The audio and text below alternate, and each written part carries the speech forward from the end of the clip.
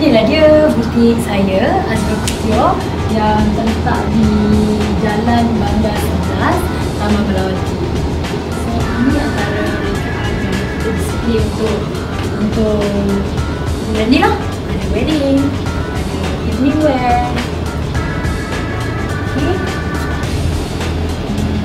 Di sini baju-baju yang tergantung kalau customer di saat-saat akhir ataupun yang ingin menyewa.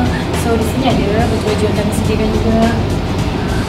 Ini adalah kaunter kami lah, di mana kalau orang datang kat sini dulu. Okay, tada!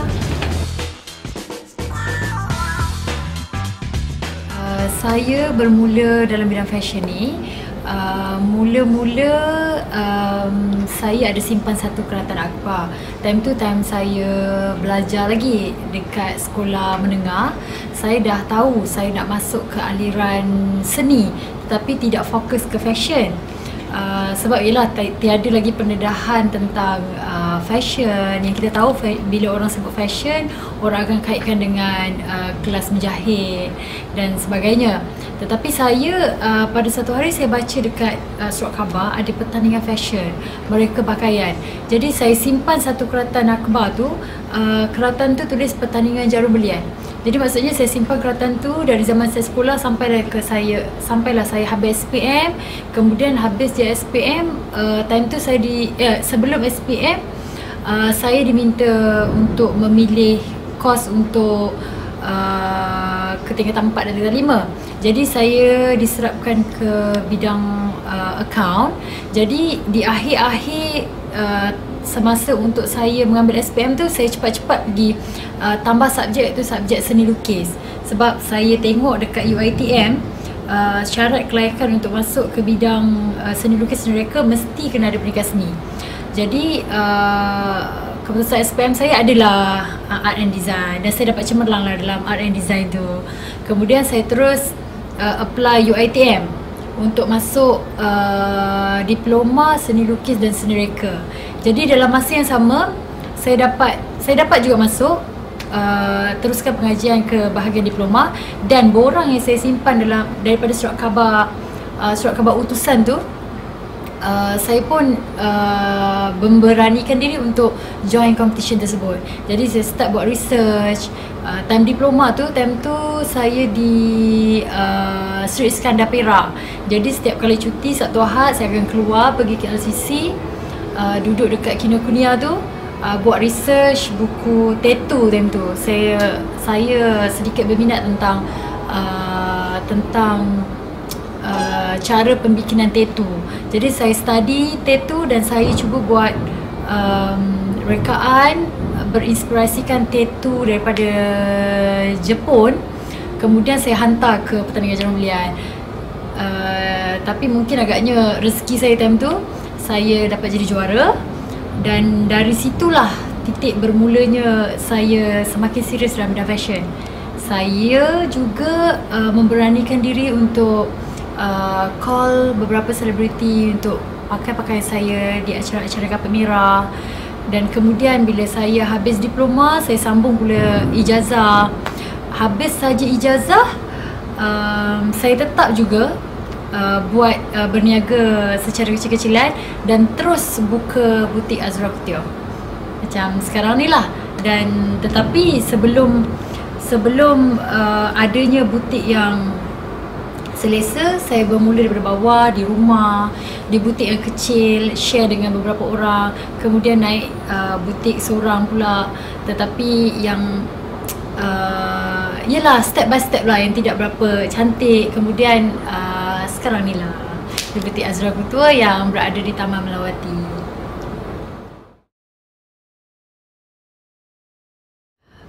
Alhamdulillah, bila kita sebut tentang servis yang kami sediakan di Azra Kutio, Kami sangat menitik beratkan semasa perbincangan. Maksudnya perbincangan awal tu sangat penting. Jadi apa yang kami ingin lakukan dan apa yang kami ingin lakukan seterusnya ni adalah berpandukan kepada perbincangan yang kami lakukan di antara dua belah pihak. Maksudnya pihak kami dan juga customer. Jadi sepanjang saya bekerja, so far Alhamdulillah setiap customer yang datang tu kalau disebut untuk wedding, selalunya kalau kakak dah buat, nanti akan ada adik, saudara, sepupu dan sebagainya. Kemudian yang seterusnya adalah dari segi kualiti. Kami cuba sebaik mungkin untuk memberikan kualiti yang baik kepada customer kami. Contohnya dalam majlis perkahwinan. Kalau yang datang tu pengantin lelaki dan pengantin perempuan, okey, memang sebaik-baiknya kami akan memberikan perhatian sepenuhnya tentang pakaian mereka. Bukan sahaja pakaian tetapi termasuklah dari segi pemilihan material, pemilihan manik yang akan digunakan, dan tak lupa juga adalah kesesuaian si pemakai dan juga design yang dipilih. Sebab kadang-kadang design yang kita lihat di majalah ataupun yang kita Google yang dipakai oleh model tidak semestinya sesuai apabila tidak semestinya sesuai untuk kita. Diri saya sendiri adalah mempunyai peranan yang sangat penting untuk memberitahu mereka tentang apa yang mereka boleh pakai dan apa yang tak boleh mereka pakai. Dan begitu juga dengan family member. Kalau pengantin dah pilih satu colour, mungkin yang family juga kita kena berikan idea warna apa yang sesuai untuk menampakkan semuanya lebih cantik. Kebanyakan antara mereka yang sekarang ni datang, mereka dah tahu tema apa yang mereka nak buat dan mereka memberikan kepercayaan kepada saya, kebanyakannya 100% juga untuk memilih design apa yang sesuai untuk mereka. Dan ada juga antara mereka yang datang jumpa saya yang dah tahu baju apa nak pakai, tetapi perlukan nasihat saya tentang warna apa yang naik dengan kulit dia, fabric apa yang lebih selesa dipakai. Selain daripada itu, ada juga jenis customer yang saya tidak nafikan. Anda di luar sana mungkin ada rasa segan, takut untuk bila kita menyentuh aspek harga.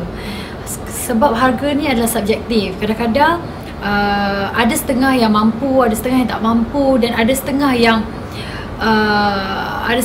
memang dah ada bajet sendiri nak buat baju, tetapi nak tanya dekat setengah butik tu rasa takut. Tetapi pada pendapat saya, ini juga tips untuk anda di luar sana. Kalau anda ada bajet tertentu, anda boleh datang sendiri, buat appointment dengan designer anda. Begitu juga di pihak saya, anda boleh buat appointment untuk berjumpa dengan saya dan berbincang tentang bajet yang anda ada. Kemudian kami akan cuba buat baju tersebut mengikut kepada bajet yang telah anda sediakan. Dan kalau perlu ditambah, kami akan cakap mungkin ada tambah sikit untuk dapat sekian-sekian, ataupun kalau anda nak macam ni, anda memang nak harga macam ni, dan anda akan dapat sekian-sekian. Jadi di situlah berbalik kepada yang saya cakap tadi tentang perbincangan. Jadi perbincangan antara saya dan juga customer kena jelas.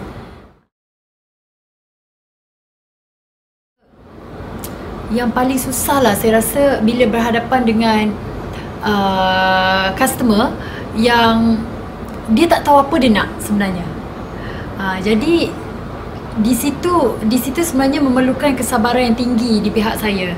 Bila kita dah buat satu design, dia suka, kemudian besok dia akan cakap design lain pula. Lepas tu nanti dia akan call lagi cakap design lain pula.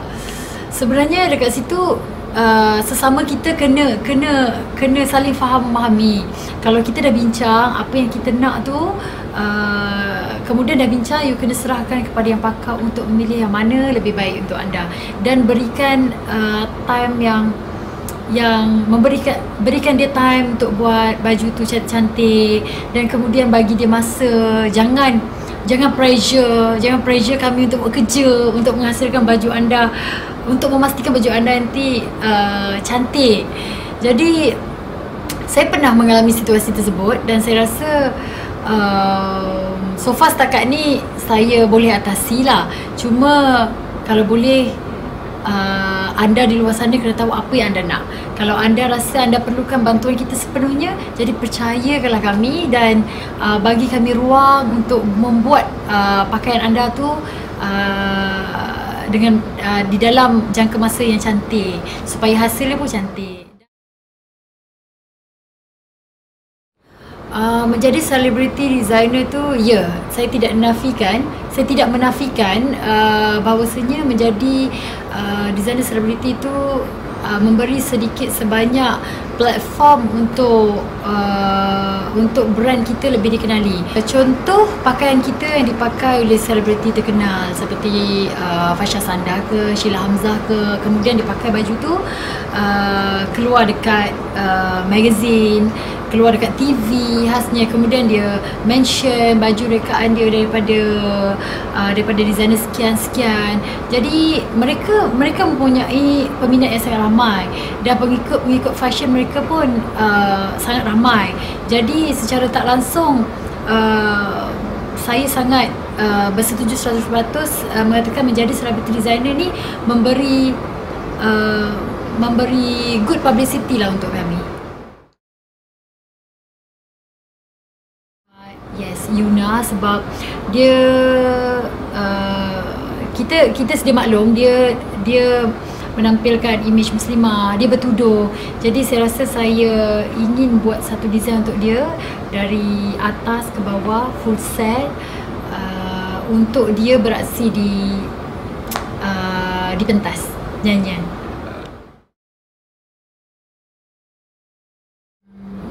Ira Fazira, Nabila Huda dan Fasha Sanda. 3 orang ni yang saya rasa tak pernah fail lah di acara-acara gemilang red carpet dan sentiasa nampak cantik. Bukan saja rupa yang cantik tetapi cara pembawakan diri tu sangat penting.